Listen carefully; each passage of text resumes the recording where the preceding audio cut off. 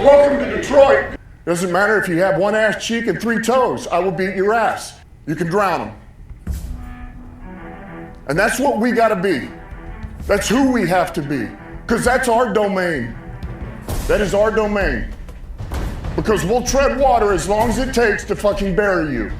Takes the snap, turns, gives to Montgomery, right side, end zone, touchdown, Detroit Lions! Yes. We are driven by Detroit. Hello, Detroit Lions friends, fans, and family members. Welcome on back to yet another episode of MCM Motor City Mania. I'm your host, David T. Pike. And as always, we're diving on in. I've got to tell you something, folks. Obviously, there's still a lot of Lions fans that are absolutely mad, pissed off, livid, frustrated. I mean, you go down any list of words that kind of falls within that little category of words that I just gave, Lions fans are going to be feeling that. They're going to be feeling it for quite a while. Even if we go into this game that we got upcoming against the Washington Commanders and we win, that frustration is going to be soothed, so to speak, but it sure as hell is not going anywhere as far as being completely, dissipated.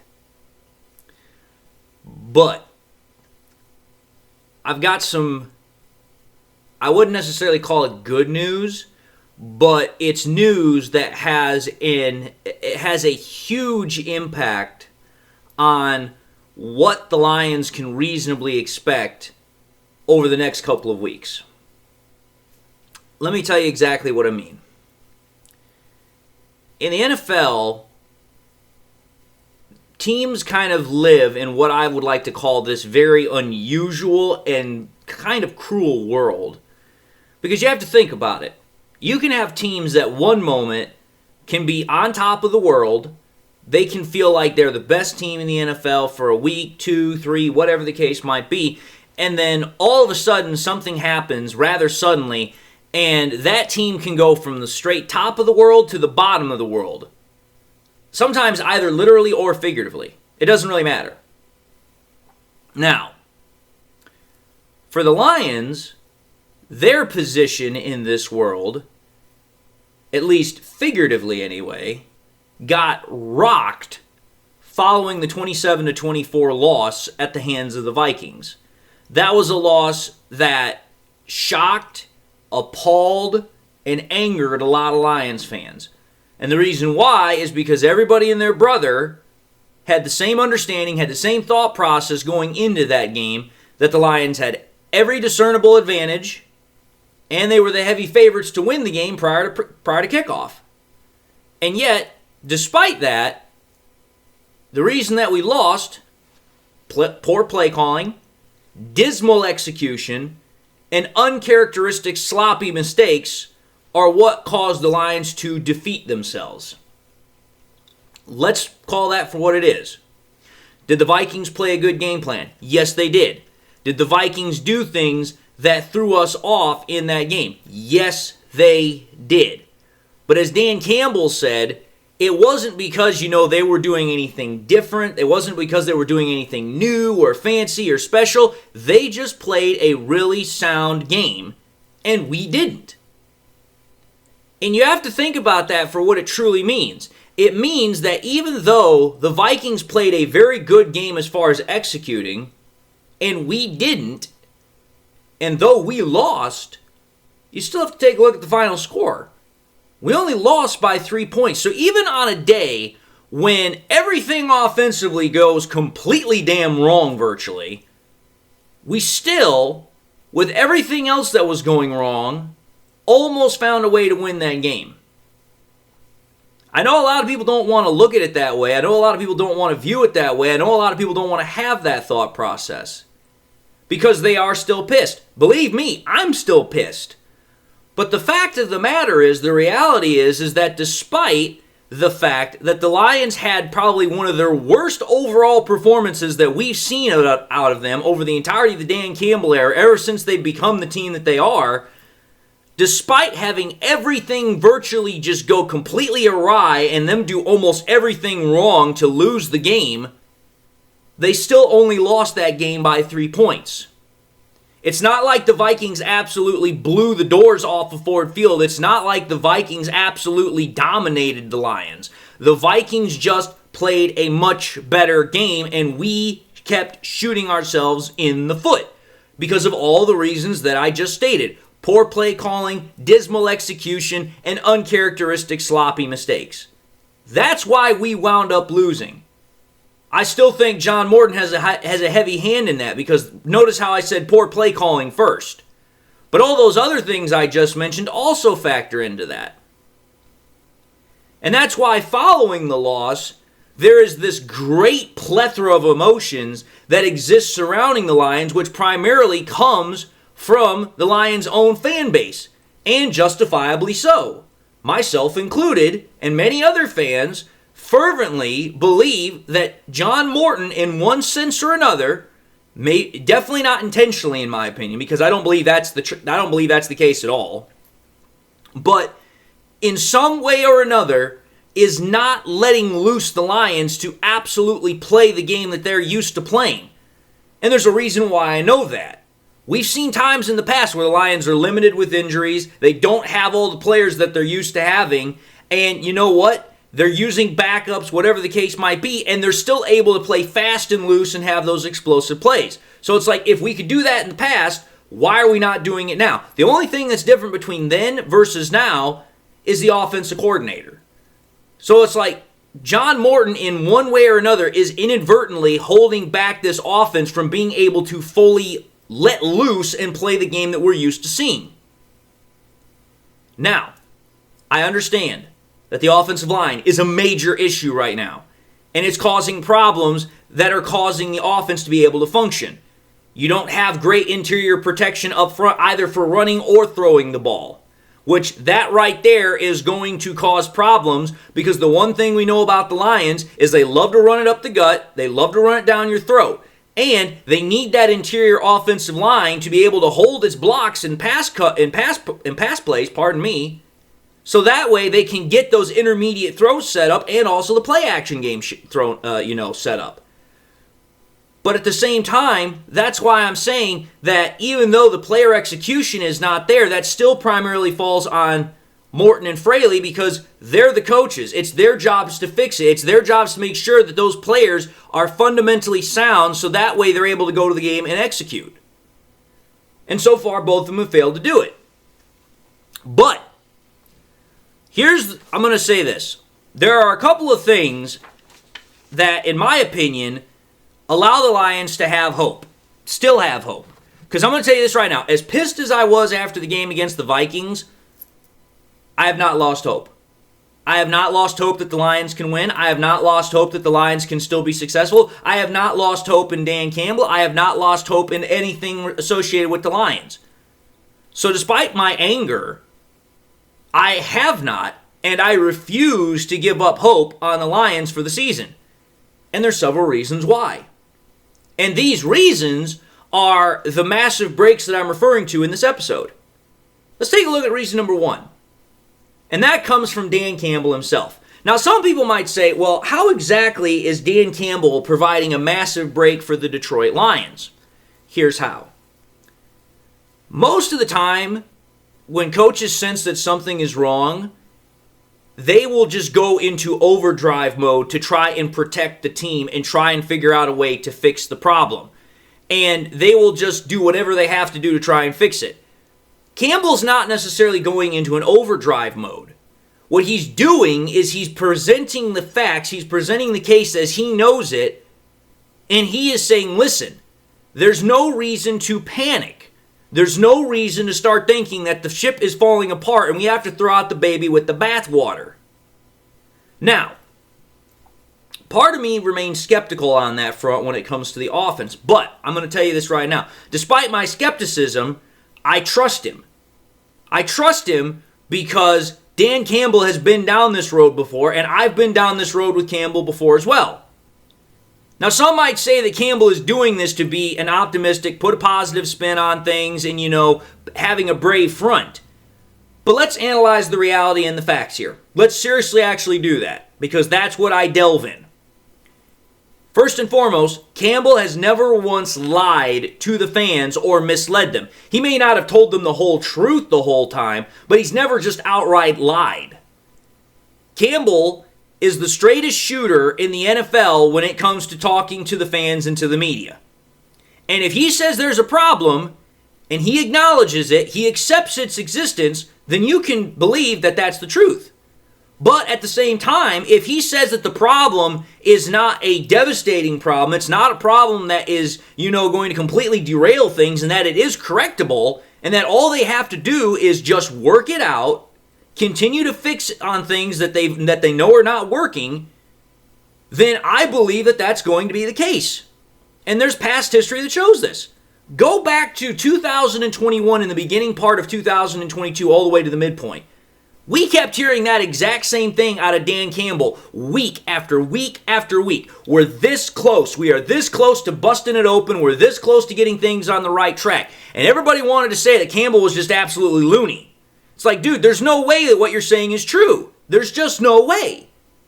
And then look, that first game we played against the Packers at home, we win that game. And then we just start stacking wins because we start doing things correctly. We start doing those little things correctly, and it makes all the damn difference.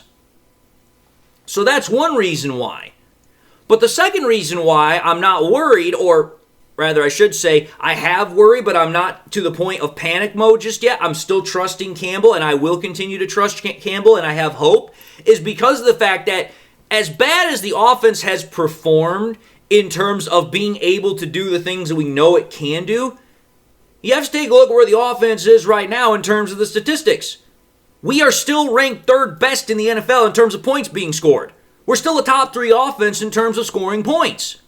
So it's like, okay, even though our offense is not operating the way we want it to, we're still a top 3 offense in points scored.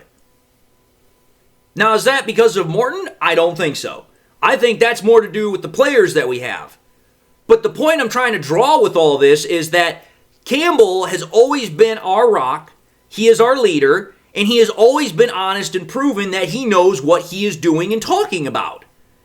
It does not mean necessarily that the problem won't be addressed further in the offseason, because I guarantee you that it will. The Lions are going to look at everything and they're going to try and find whatever is the best way to move forward and correct whatever problems that they notice this season.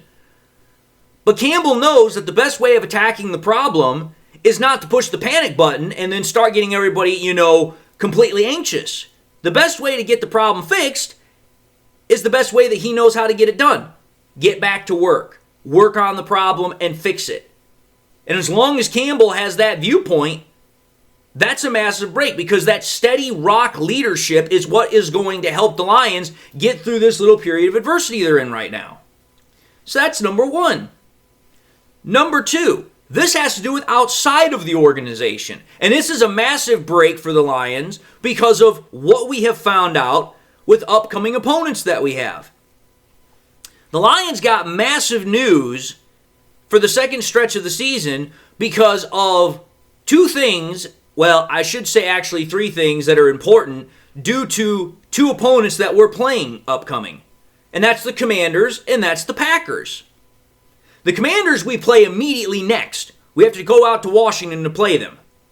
Well, think about this. The Commanders will not have their superstar franchise quarterback, Jaden Daniels, out there. He's going to be done for the next couple of weeks because of that dislocated left elbow that he has. Can't play with that, no matter how many painkillers you try to put on it. You ain't going to be able to play with that. So Daniels isn't playing. Freaking Coach Quinn already stated that Terry McLaurin is not going to play for the Commanders when they play against us. Plus, on top of that, the Commanders don't have Marshawn Lattimore, one of their best cornerbacks, if not their best cornerback.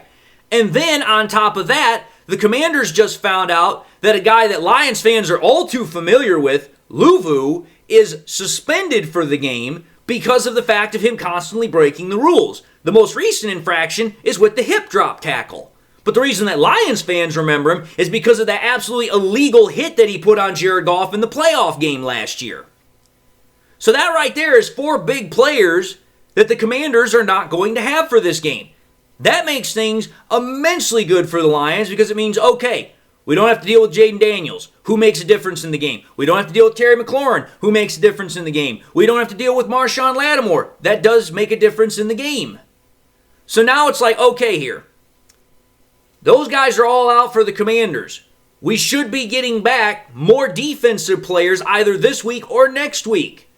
So as the Commanders are dealing with injuries all over the place, the Lions are going to be getting some players back. Now I understand there are people out there that are like, well, we just lost Christian Mahogany. We don't know what's going to happen with Taylor Decker or Penei Sewell. Let's understand something here. I am more than willing to bet that Penei Sewell is going to play because it would literally take him not being able to do anything in order for him not to play. So I'm not worried about Sewell. Decker is more of a wild card, but by the way it sounded, Campbell expects that they're most likely going to be able to practice and there's a chance that they can play. And if there's a chance they can play, they're most likely going to play. So then that just brings you back to the whole left guard situation, which that still is a big question mark and it still is a big issue. But I feel a lot better about knowing that, okay, at least Decker and Sewell will most likely be out there.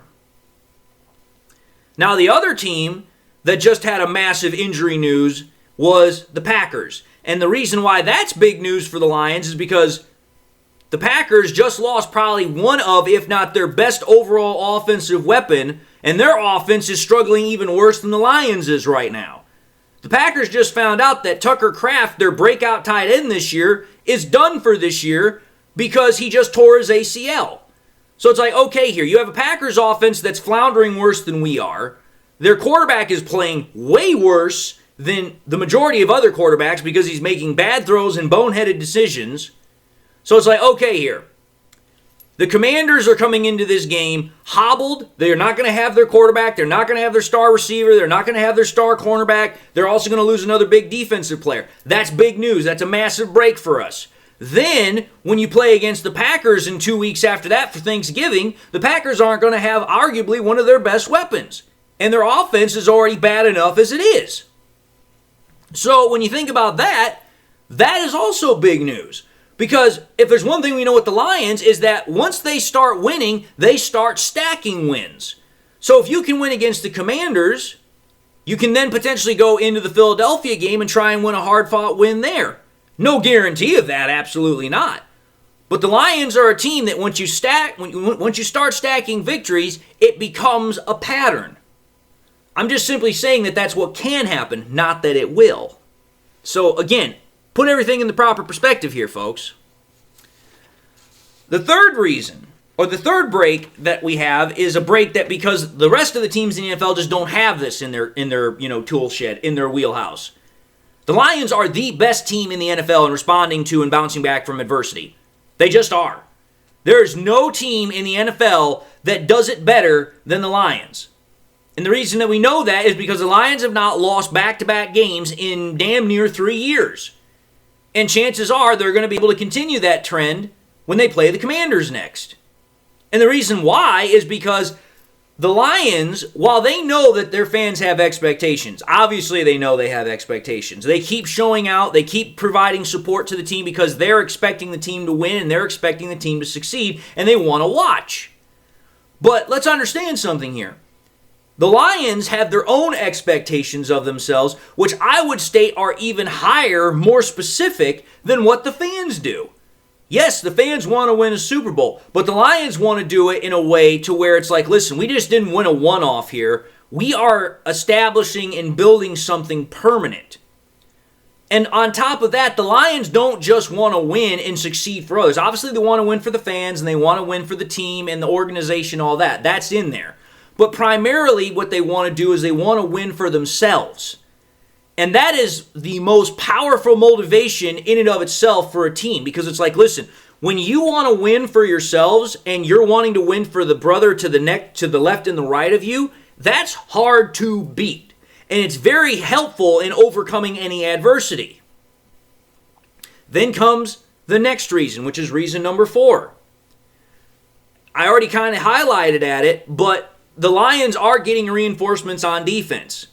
And those defensive reinforcements are going to help out the team. And they can help out the offense.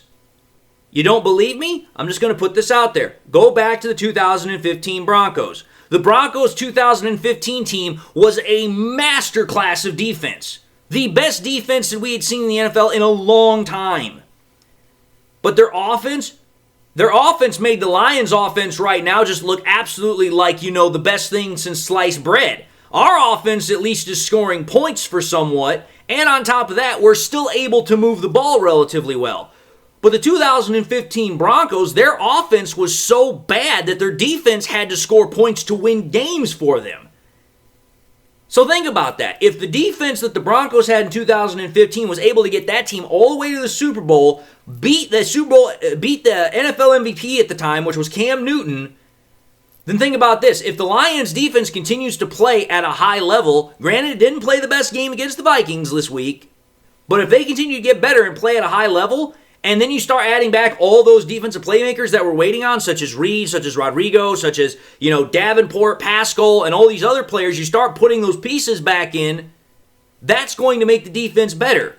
And it will help out the offense as it continues to try to figure itself out. So that's also a massive break because we're getting back players that can make difference at the right time. And then I have this final reason, this final massive break. And this is partially, well, not partially, this is largely due to the work that Brad Holmes has done. And that's because the Lions' offensive weapons are still the best in the NFL. They're still the best collective unit of offensive talent in the NFL. You take a look at every other team in the NFL, there is not another team in the NFL that has the top 5 quarterback that we have, with a top 5 wide receiver, with a top 5 tight end, and a top 5 potential number 1 running back. There's just no other team that has that ensemble. There just isn't. And when you think about that, that collective unit of talent, they know how to accomplish things and they know how to do it because they have the means to do it. They have the talent, which is themselves. They have a strength of purpose. They have unity and they have loyalty to one another, which makes the Lions indomitable. This is a team that knows that, hey, even if we lose a game, we're not defeated. We just have to get back on the horse, we have to get back to work, and we have to fix the problems that have presented themselves, and we have to continually, refine ourselves and put ourselves in a position to get better. So yes, the Lions lost against the Vikings. Pisses me off, pisses off a lot of Lions fans. But the Lions can never be defeated as long as they hold true to themselves and the challenges that they have overcome by teamwork, which has brought them here. So yes, Lions fans, you have every right to be pissed. I'm pissed myself. But there's one thing I'm going to take out of this. The Lions have been gifted a couple of breaks in their favor to allow them to correct the ship, get themselves back on the right track, and continue moving forward and get better every single week. Because that's what the Lions do. That's what Dan Campbell does. That's what this team does. They address problems that pop up, they fix those problems, and they keep moving forward. And I believe that these reasons, these massive breaks, whether it's internal, external, whether it's injuries, or whether it's some other thing that's going on, these are going to play massive in the Lions being able to start building towards that playoff run. Because I know everybody right now is like, man, I don't know how we're going to win these next couple of games. The game against the Commanders is perfectly winnable. The game against the Eagles, believe it or not, as I've already started doing some research, that's a winnable game. The game against the Giants, definitely winnable. The game against the Packers, definitely winnable. Let's call it for what it is, folks. When we first started the season, there were a lot of people that thought maybe we would start the season 4-4 or 3-5. Or sorry, what was it? 3-4 or 4-4, something like that. Whatever the case was, we started the season 5-2. Everybody was like, "Wow, we're doing really good." But that was even still with the problems on offense that we were having towards the end of it. So it's like if we can go through the first half of the season and go through all those teams, we can go through the second half and go through all those teams. We just have to correct the problems that we have. Am I still pissed that we have them, that we haven't solved them yet? Absolutely. That doesn't mean they can't be solved. It doesn't mean that they won't be solved. I believe they will. We just have to have the faith. Patience? Not so much.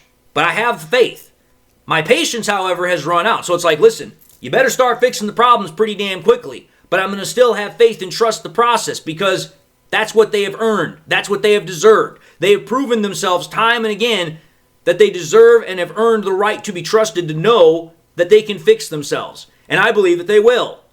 And when you have all these other things that are factoring in to help it out, it makes it that much easier. So, that's my episode. Some people I know are going to say I'm pie in the sky, I'm being overly optimistic, and I sound like I'm reversing course. I'm not reversing course.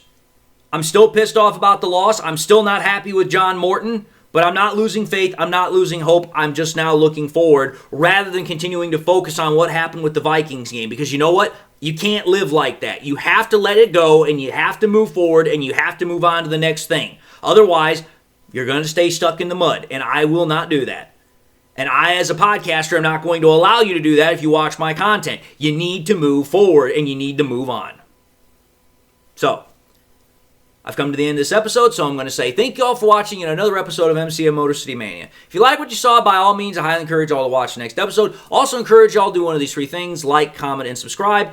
If you like the content, I hope to gain your subscription if I had not done so already. But if you subscribed in the past and you forgot to do so at the time, or you just subscribed and you just not yet had a chance to do so, make sure you also hit that bell notification icon so you guys never miss any more content I push out. Hope you all are doing well. Hope you all got something in your life that makes you happy, makes you smile. God bless, my friends, and until the next time we meet, I'll see you all in the next episode.